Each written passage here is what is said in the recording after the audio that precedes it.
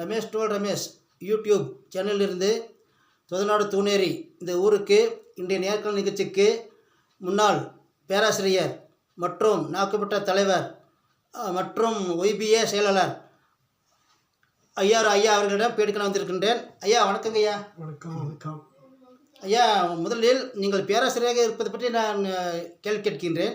அது எத்தனை வருடம் பணியாற்றி இருக்கிறீர்கள்? நான் 1965 கல்லூரியில் வேலைக்கு சேர்ந்தேன். சரிங்க ஐயா. அதிலிருந்து 2000 பணியிலிருந்து ஓய்வு பெற்றிருக்கிறேன். 2002 ஓய்வு பெற்று 25 வருடங்கள் ஆகின்றன. 25 வருடங்கள் ஆகின்றன. உங்கள் மாணவர்கள் இன்றைய காலகட்டத்தில் நல்ல பதிவில் இருக்கிறார்களா உங்களுக்கு தெரிந்த வரையில்? எங்கள் மாணவர்கள், நான் கல்லூரியிலே இயற்பியல் பேராசிரியராக பணியாற்றி கொண்டிருந்தேன். பிசிக்ஸ் ப்ரொஃபஸராக இருந்திருந்தேன். எனது மாணவர்கள் IAS மாணவர்கள் படித்திருக்கிறார்கள். ஐபிஎஸ் உயர் பதவிகளிலே நம்ம மாணவர்கள் நிறைய பேர் இருக்கிறார்கள். ஈவன் இஸ்ரோ போஜராஜ் அவர்களும் என்னுடைய ஒரு மாணவர் தான். நமது IAS அதிகாரி மதிப்புக்குரிய சுந்தரதேவன் அவர்களும் அவர்களும் உங்களுடைய மாணவர் தானா? சிறப்பு. சரி, நான் இந்த ஏரியாவில் உங்களை பற்றி கொஞ்ச அளவுக்கு வந்து தெரியும். சரி, முழுசாக தெரியவில்லை. அதனால் கேள்விப்பட்டதுக்கு உங்களே சொல்லியிருக்கிறார்கள். அது தவிர நாக்குப்பட்டா இந்த சிஎம்ஏல தலைவராக இருந்திருக்கிறீர்கள். அப்படி உங்களை நான் பேச்சு கேட்டிருக்கின்றேன் ஒய்பிஐயில். அது பற்றி கொஞ்சம் விளக்குறீங்களா? ஒரு 2 நிமிடம். நாக்குப்பட்டா தலைவர் பதவி என்பது ஒரு பாரம்பரிய பதவி எங்களுக்கு. ஆகவே எங்களுடைய மூதாதையர் பாதையா, சரிங்க, முதல் பாதையா அவருடைய காலத்தில் இருந்து ஒரு பரம்பரையா அந்த பதவியில் வந்து கொண்டிருப்பது நமது சமுதாயத்தில் ஒரு ஐதீகம். நமது பரம்பரைக்கு கொடுத்திருக்கிற ஒரு அங்கீகாரம், ஒரு மரியாதை என்று நான் நினைக்கிறேன். சமுதாயம் ஒரு அங்கீகாரம் கொடுத்திருக்கிறது. அந்த வகையிலே நான் எனது பெரிய அண்ணன் பொன்னாகவுடர் அவர்களுடைய மறைவுக்கு பின்னால் நான் அப்பொழுது ஒய்பிஐயில் செயலராக பணியாற்றி கொண்டிருந்த காலகட்டத்தில் நான் நாக்குப்பட்டா தலைவராக பதவியேற்றுக் கொண்டேன். அந்த பொறுப்பில் எத்தனை வருடம் நீங்கள் பணியாற்றி இருக்கிறீர்கள் ஐயா? எந்த பொறுப்பில்? இந்த நாக்குப்பட்டா தலைவர் பொறுப்பில் ஒரு 18 ஆண்டுகள். 18 ஆண்டுகள் தொடர்ச்சியாக பணியாற்றி கொண்டிருந்தேன். இப்போ அடுத்து ஒய்பியில் ஒரு செயலாளராக இருந்திருக்கிறேன் கேள்விப்பட்டிருக்கின்றேன். அதில் எத்தனை வருடங்கள் இருந்திருக்கிறீர்கள்? ஒய்பியில் ஒரு 15 ஆண்டுகள். அதில் 15 ஆண்டுகள். 15 ஆண்டுகள் தொடர்ச்சியாகவே இருந்திருக்கிறேன். அதாவது இப்போ பேராசிரியராக இருந்து கொண்டே அந்த பதவியிலும் இருந்து கொண்டு. அது உங்களுக்கு ஒரு கஷ்டமாக தெரியலையா? எனக்கு அவ்வளோ ஒரு ஆசிரியர் வேலை என்பதனால மாணவர்களுக்கு வகுப்புகள் எடுக்கக்கூடிய அந்த நேரம் தவிர கல்லூரியில் பொறுத்தளவில் ஓரளவுக்கு மற்ற நேரங்களில் ஓரளவுக்கு ஃப்ரீயாக இருக்கு. ஆகவே மிக முக்கியமான காலகட்டத்தில் என்னுடைய அலுவலர்களிடத்தில் ஒரு பெர்மிஷன் வாங்கி கொண்டு இந்த கூட்டத்தில் கலந்து கொள்வேன். பொதுவாக விடுமுறை நாட்கள் ஆஃப்டர் 4 மணிக்கு பின்னால் எப்படி அந்த வகையில் எனக்கு வந்து நிறைய ஒரு ஃப்ரீ அவார்ட்ஸ் கிடைச்சிட்டு இருந்தது ஆசிரியர் என்பதனால. அந்த நேரத்தில் நீங்கள் பணியை செய்திருக்கிறேன். ஐயா, இப்போ பொழுதுபோக்கு உங்களுக்கு முக்கியமான பொழுதுபோக்கு எதை நீங்கள் நாடு விருப்பப்படுறீங்க?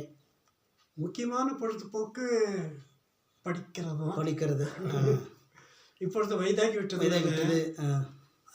அந்த பதவியில் எல்லாம் இருந்து கொண்டிருக்கின்ற காலகட்டத்திலே கூடி தோட்டத்திலே இலை எடுக்கும் அந்த ஒரு வேலையும் செய்து கொண்டிருந்தேன். உடம்பில் ஒரு தெம்பு இருக்கிறது. இன்றைக்கு ஐயா உங்களுக்கு மூப்பு என்ன ஆகிறது வயது? இப்போ 83 வயது. 83 நீங்கள் திடகாத்திரமாக எங்களுக்கு பேட்டி கொடுத்துருக்கிறீர்கள, அது சந்தோஷம். வெளியில் உடல் அளவில் அப்படி ஒரு தோற்றம் இருந்தாலும் நான் ஒரு சிறிது இருதயத்தில் சின்ன ஒரு குறைபாடு இருந்து கொண்டு தான் இருக்கிறது. ஆகவே என்னுடைய செயல்பாடுகள் எல்லாம் ஓரளவுக்கு கட்டுப்படுத்தி கொண்டேன். சரிங்க ஐயா, உங்களுக்கு தோட்ட துறவுகள்லாம் இருக்குமா? இருக்கேன். நீங்களா தோட்டத்தில் போய் மேற்பறவையிட்டு வருவீங்களா? இப்பொழுது எனக்கு இந்த ஒரு இறுதிய ஒரு குறைபாடு ஏற்பட்ட பின்னாடி ஒரு 4-5 வருஷங்களாக ஆ இது அனைத்து பொறுப்புகளையும் எனது மகனுக்கு வந்து ஒப்படைத்து விட்டேன். கொடுத்து விட்டீர்கள். ஆமாம், ஆகவே வயது மூப்பாய் விட்டது இல்லையா? ஆகவே நான் மேலாக ம். இருந்து கொண்டிருக்கிறேன். நான் பல இடங்களுக்கு முக்கியமான உங்களை போன்ற பெரியவர்களை பேட்டி எடுக்க சென்றிருக்கின்றேன். ம். போன இடத்துல எல்லாம் 2-3 பெரியவர்கள் ம். உங்களுடைய ஸ்டூடெண்ட் சொல்லியிருக்கிறார்கள். ஆ. அது எனக்கு ஒரு பெருமை இருந்துச்சு. அப்போதான் ஐயா யார் எந்த ஊர்னு கேட்டேன். ம். அப்போ இந்த ஊர் பற்றி சொன்னாங்க. ம். சரி பரவாயில்ல, இன்றைய நாள் நீங்கள் உங்களுக்கு தேடி வந்திருக்கோம். உங்களை ஒரு சிலர் இருக்கிறார்கள்னு சொன்னார்கள், ஒரு சிலர் இல்லைன்னு சொன்னார்கள். கடவுள் புண்ணியமாக நீங்கள் இருந்தீங்க. ஐயா கடைசி ஒரு கேள்வி. நம்ம கட்டி கோயில் இப்போ சிறப்பாக நடைபெற்று கொண்டிருக்கிறது. சிவன் கோயில்னு சொன்னீர்கள். சிவன் கோயில். இது வந்து இப்போ வெளியூர்ல ஒரு வேலைப்பாடுகள் அப்படி தெரியுது. அதுக்கு நீங்க முயற்சி ஏதாவது எடுத்திருக்கிறீர்களா? எங்கள் ஊர்ல ஊர் தலைவர் அந்த கோயில் கமிட்டி என்ற ஒரு அமைப்பு இருக்கு.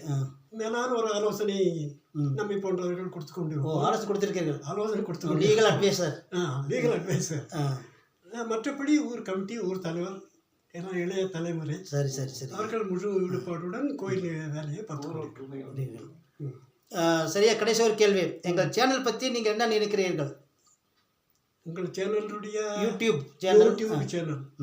யூடியூப் சேனல் இன் ஜென்ரல் அது நடைமுறைக்கு வந்த பின்னாடி தான் இந்த ஒட்டுமொத்த மக்களுடைய சாதாரண மக்களிடம் ஒரு சமூகமே ஓரளவுக்கு எல்லா விஷயத்திலும் ஒரு விழிப்புணர்வு ஏற்பட்டிருக்கு.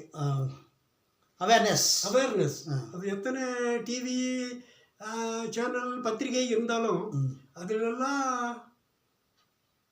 நம்ப தகுந்த சில காரியங்களோ அல்லது செய்திகளோ காலப்போக்கில் இருந்ததாக எனது கணிப்பில் அது சரிப்பட்டு வரவில்லை. சரி சரி. ஆனால் யூடியூப் என்பது வந்த பின்னாடி அது டீப்பாக போய் எங்கெங்கே என்னென்ன குறைபாடு, எது ப்ளஸ் எது மைனஸ் என்பதை மக்கள் மத்தியில் மிக வேகமாக எடுத்து அதில் முக்கியமாக வெளியில கொண்டு வருகிறோம். நாங்கள் திறமைசாலிகளை உங்களை மாதிரி ஆச்சு சாதனை புரிந்தவர்கள் இருக்கிறார்கள் இல்லையா, அவங்களே வெளியே கொண்டு வரதுக்கு இது எங்களுக்கு நல்லா உறுதுணையாக இருக்கிறது. ஐயா இவ்வளோ சொல்லுங்க ஐயா. இந்த செயல்பாடுனால இப்போ சாதாரண ஒரு சில துறைகளில் ஓரளவுக்கு ஒரு மதிக்கக்கூடிய சிலர் இருந்து கொண்டு இருப்பார்கள் இல்லையா, பெரியவர்கள்.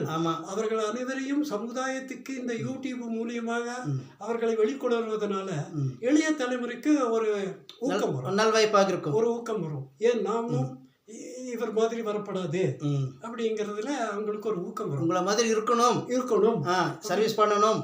எல்லாரும் ப்ரொஃபஸர் ஆக முடியாது, எல்லாரும் நாற்பது தலைவர் ஆக முடியாது, எல்லாரும் உங்களை பொறுப்பு வர முடியாது. அதுக்காக வேண்டிய முயற்சிக்கணும்.